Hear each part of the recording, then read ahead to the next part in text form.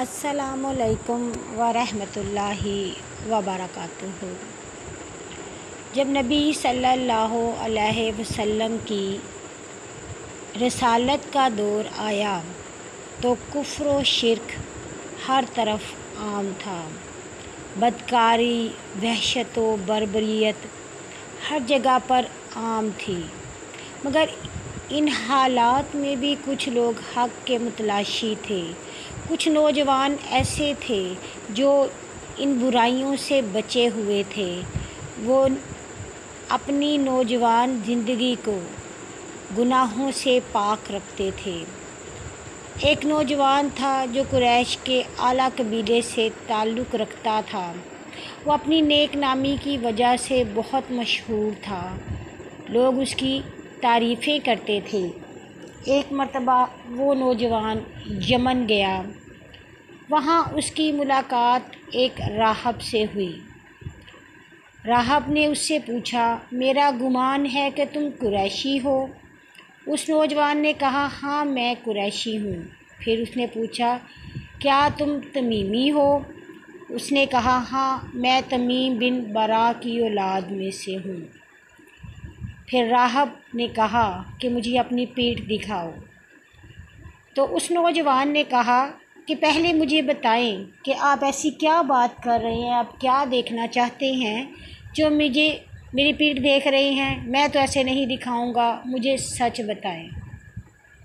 اس عالم نے کہا کہ میرے علم کے مطابق مدینہ میں اور مکہ میں ایک نوجوان اللہ کے دین کے بارے میں دعویٰ کرے گا، وہ محمد صلی اللہ علیہ وسلم ہوگا اور وہ اللہ کا آخری نبی ہوگا، اور اس کی مدد دو افراد کریں گے۔ ایک وہ فرد ہوگا جو تمام مہمات میں اس کی مدد کرے گا، اور ایک کمزور شخص ہوگا جس کی ناف سے تھوڑا سا اوپر تل ہوگا۔ قریشی نوجوان نے جو شرفا میں سے تھا، اس نے جب اپنا قمیض اوپر اٹھایا تو واقعتاً اس کی پیٹ پر ناف سے تھوڑا اوپر تل تھا۔ اس راہب نے کہا، رب کعبہ کی قسم تم وہی ہو، اگر تم نہ آتے تو میں تمہارے پاس آنے ہی والا تھا۔ اس نوجوان نے پوچھا کہ آپ میرے پاس کیا کرنے آنا چاہتے تھے؟ تو اس راہب نے کہا کہ میں تمہیں یہ نصیحت کرنے آنے لگا تھا کہ ہمارے دین کے مطابق اور پچھلے ادیان کے مطابق قریش میں ایک پیغمبر آئے گا، اور تم اس کی مدد کرنا، اس کی تکذیب مت کرنا۔ یہ حسین نوجوان مکہ مکرمہ واپس آ گیا۔ وہاں پر مکہ کے سردار عقبہ، شیبہ اور ابوالجہل اسے ملے۔ انہوں نے کہا کہ تم نے ایک عجب بات سنی ہے، ابو طالب کے بھتیجے نے نئے دین کا دعویٰ کر دیا ہے۔ وہ کہتا ہے کہ اللہ کی عبادت کرو۔ ہم یہ فیصلہ کرنے ہی والے تھے، لیکن پھر ہم نے سوچا کہ تمہارے بغیر یہ فیصلہ نہیں کریں گے، اب ہم نے یہ فیصلہ تم پر چھوڑ دیا ہے۔ اور وہ یہ کہہ کر چلے گئے تو وہ نوجوان حضرت محمد صلی اللہ علیہ وسلم کے متعلق دریافت کرتا ہوا حضرت خدیجہ الکبریٰ رضی اللہ تعالیٰ عنہ کے گھر پہنچ گیا، اور انہوں نے نبی صلی اللہ علیہ وسلم سے پوچھا، آپ نے اب اپنے آباء و اجداد کا دین کیوں چھوڑ دیا ہے؟ اور تم بھی اس پر نبی صلی اللہ علیہ وسلم نے فرمایا، تم بھی اللہ پر ایمان لے آؤ۔ تو اس پر اس قریشی نوجوان نے کہا کہ آپ صادق بھی ہیں اور امین بھی ہیں، مجھے آپ کی سچائی پر کوئی شک نہیں ہے۔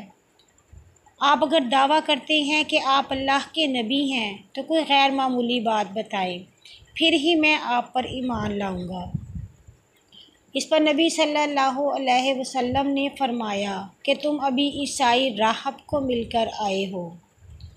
انہوں نے کہا میں تو یمن میں اور بہت سے لوگوں کو ملا، مجھے کوئی اور خاص بات بتاؤ۔ تو نبی صلی اللہ علیہ وسلم نے فرمایا تم اس راہب کو ملے جس نے تمہیں میرے بارے میں بتایا۔